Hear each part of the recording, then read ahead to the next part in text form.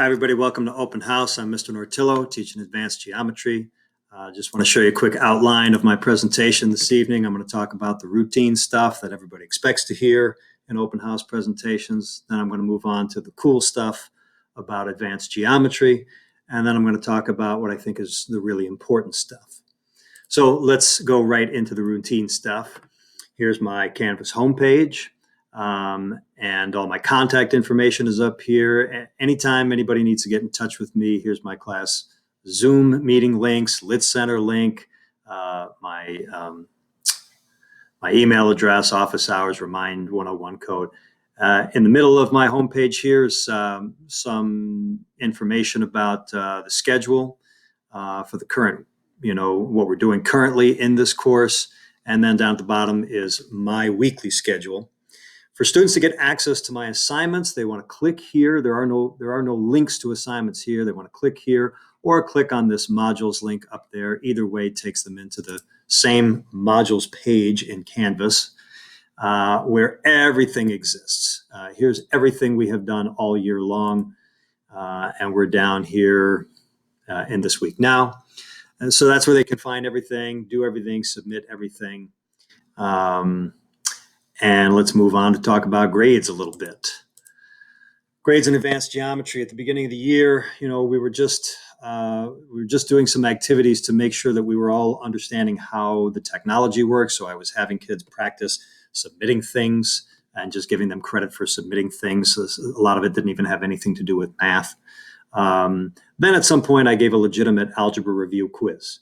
And I weighted two different categories of grades. And one category was just learning activities. And the other category was algebra review. Now I've given a quiz in coordinate geometry, our first quiz in geometry. And I've changed the category weights considerably so that the learning activities are really not going to count for that much anymore for the rest of the semester. We'll have a couple of more major categories of grades as we proceed through the semester. I'm giving a quiz this coming Thursday. October 1st, I believe, is the date. And that will be our first quiz in the area of, or in the category of, finding angle measures.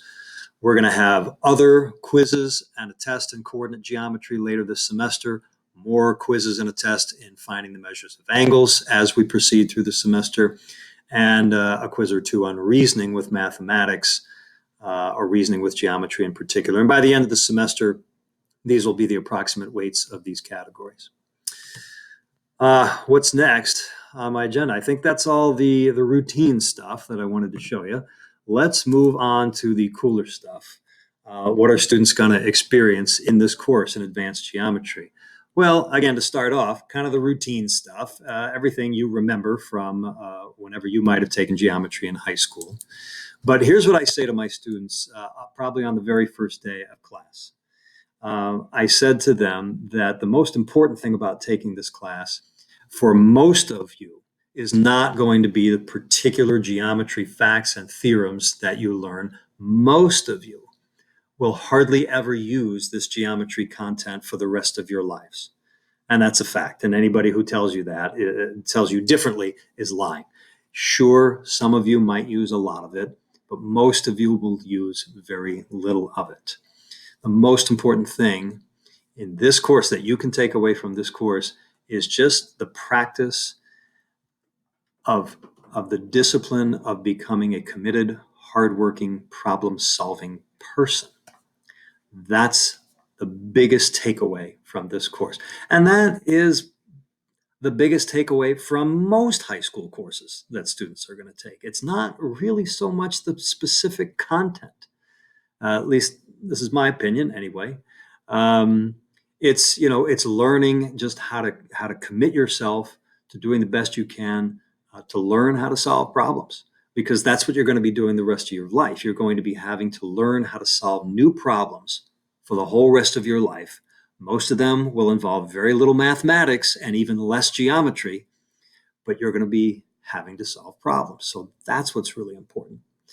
But in this course in particular, I like how geometry gives me the opportunity to draw students' attention to the fact that words have meanings, very precise meanings in geometry, and you have to say what you mean. In an English class, they like to play with the meanings of words. And I like to do that too when I'm in an everyday conversation or in an English class. But in a math class, words have very precise definitions, and we need to be attentive to those.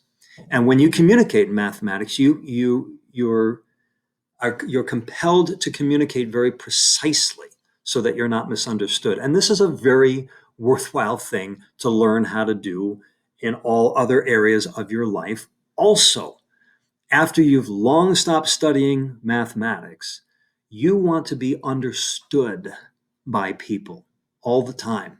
And the more important somebody is to you, or the more they are involved in your life, the more you want to be understood by them.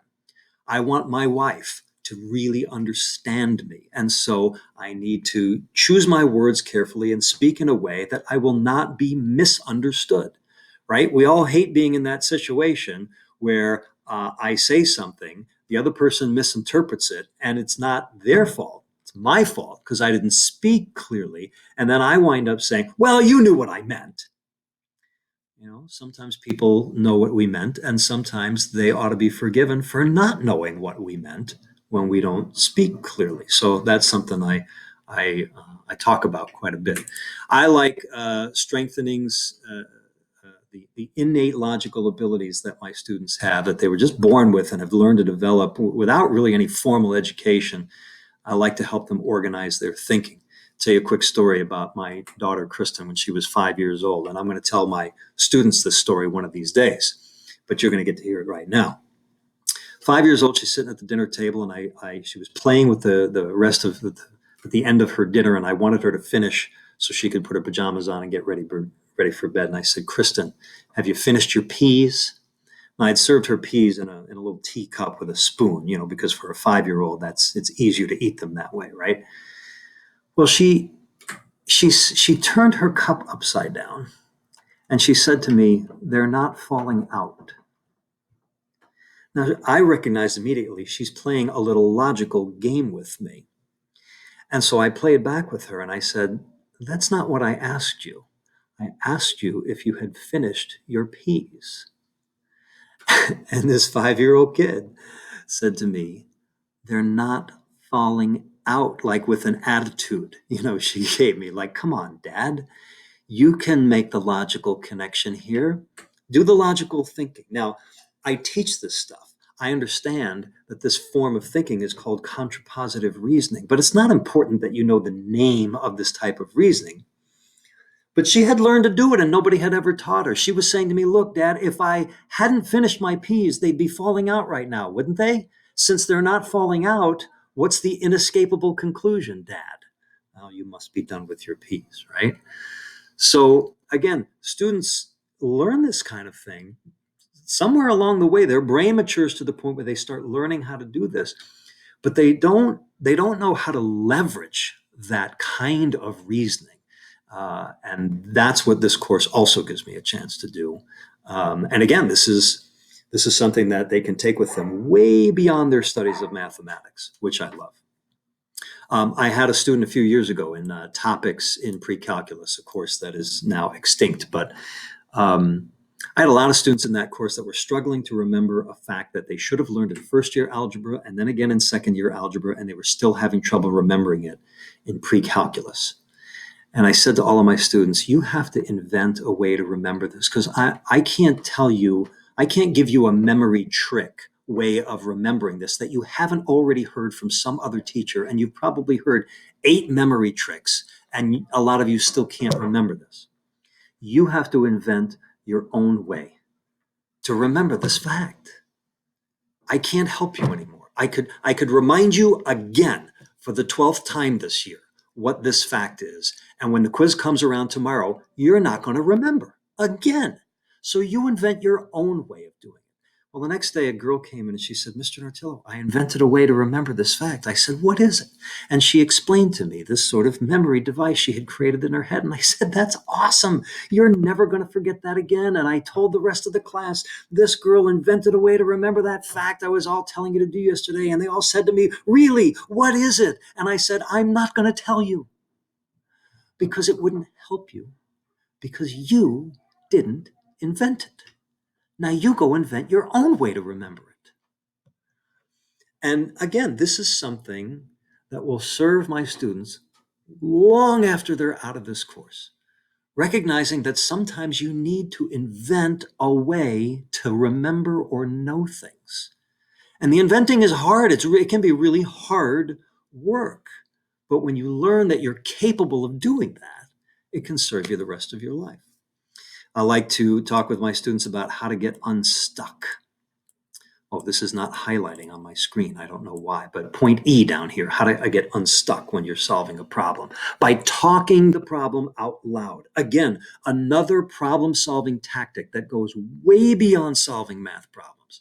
I will tell my students stories this year of problems in my life, nothing to do with math or teaching, just problems in my life that I was stuck on while I remained silent trying to solve them. And then I remembered what I tell my students, which is to start talking out loud. There doesn't have to be anybody nearby. You don't have to talk to anybody. Talk to thin air. And that's what I have done on numerous occasions in my life. I pretend there's somebody there and I start explaining my problem to this person. And I explain the things that I've tried and the things that didn't work and things that I didn't try because I didn't think they would work. And then all of a sudden, sometimes my problem gets solved while I'm talking to thin air. And it's so cool when it works. And everybody's had this experience. This is the thing. By this time in high school, all of my students have had this experience. They've all come into a math classroom and said, "Teacher, I got the wrong answer to this problem. Can you tell me how to do it or what I'm doing wrong?" And sometimes the teacher will say, "Why don't you tell me what you tried?" And the student will start explaining, and then they'll go, "Oh, never mind." Right? This is a universal experience, but not everybody leverages this reality, this dynamic, and puts it to use in other areas of their life. And so I like to do this. Here's something down here that we may not get to talk about at all if we never get back into the school building this year. The fact that fractals, which is a great geometry topic, can resolve this age-old philosophical and religious tension between determinism and free will. Is man really free, or are things already ordained? In the world's most ancient religions, in the world's most ancient faiths, scholars have taught for millennia that yes, man is free, and yes, some things are already ordained to happen. And since the beginning of these ideas, people have wrestled with how can that be possible? How can both of those things coexist? And there's this little math topic, very, very recent in the history of mathematics. It's only about 50 years old. I mean, compared to the most of rest of math, it's a baby. And it's really cool and it's really fun. And if we get back into the building next semester, we may have time to explore it a little bit. And it's a really cool thing. If we are in the building, sometimes I even like to take a day and just read a really cool story to my students, but I wouldn't do that to them remotely. I'm sure they'd all fall asleep in a hurry. So that's the cool stuff about this course. Now let's talk about the really important stuff, which are the challenges in remote learning. It's a challenge for everybody. I know it is. I have listened to my students, and I'm sure I don't know the half of what many of them are suffering through as they try to learn remotely. And I try to empathize with them. I certainly sympathize with them. I have my own challenges. Number one, everything takes me way longer to do. But I don't dump that on my students. You don't really care to hear about that. That's my own private problem. But here are challenges for me in remote learning that also have to do with they're tied to the challenges of your students learning. When I'm in the classroom and I ask students to do a problem, I can walk around the room and watch them do it. And I can stop by lots of students individually and say, "That's great, you're doing great, keep going." And that encourages them. Or a student will stop me on my way by and they'll say, is this right, Mr. Martello? And I'll go, "Yeah, good job." And they get that encouragement. Or I'll stop at a kid's desk and I'll say, "Oh, fix that. That's not a 2, that's a 3. I know that was a careless error there." and I will prevent them from getting way down the wrong track, in time to get back and solve the problem correctly and and prevent them from a lot of frustration. I can't do that in remote learning. It's certainly not as easily. It's very difficult to reproduce that kind of dynamic remotely. And so it is very, very incumbent upon your kids to take a lot more initiative to ask me questions, either during Zoom class or to come meet with me in Zoom outside of regular class time in the Lit Center where I am a couple days a week, or during my office hours, or even during a free period. And I know that's difficult for most students. Don't ever, ever do that in the course of an entire year in my advanced geometry class. Most students never come to see me in my office hours, never come to see me in the Lit Center. And in the remote environment right now, very few students are asking any questions in Zoom either. I mean, I'm always giving them opportunities. They're just not speaking up. They're not turning their cameras on. They're not speaking up. I know there are some difficulties with the technology, but still, they could be speaking up a lot more. They could be asking more questions, and they're not. So I'm asking you to encourage your students. Tell them what I'm saying to you and encourage them to push themselves out of their comfort zone a little bit more. And if they have a question during a Zoom meeting, to not be afraid to ask. Maybe stick around at the end of the Zoom meeting if they don't want to ask in front of the whole class. I always end my Zoom meetings a few minutes early. Tell them, stick around at the end of class. Mr. Nortillo always stays around until the last man is out. Be the last one there and let everybody else leave, and then be the last one there, and then ask your question right then and there. Or, of course, come see me on my free time or in the Lit Center. That would really be great. The other challenge for remote learning also is just that I really miss getting to know my students as people, not just as students, not as somebody I gotta, teach stuff to and give a grade to, but just as people. I love every year getting to know the kids who readily make themselves known to me, either by their friendliness or because they're such hardworking students and I can see that, or maybe because they're struggling with something and they're willing to share that struggle with me and invite me, not formally, but sort of invite me into that struggle with them. And I get close to all of these kinds of students, and not a lot of that is happening this year, and that's a real bummer for me. And every teacher that I know. I mean, that's part of what we signed up for teaching to experience, helping your students be successful, but also just really getting to know them as people. And I miss that. So I hope we can be back in the building soon. But last thing, I want to take you back to my homepage here. Again, just to really emphasize the whole asking questions bit.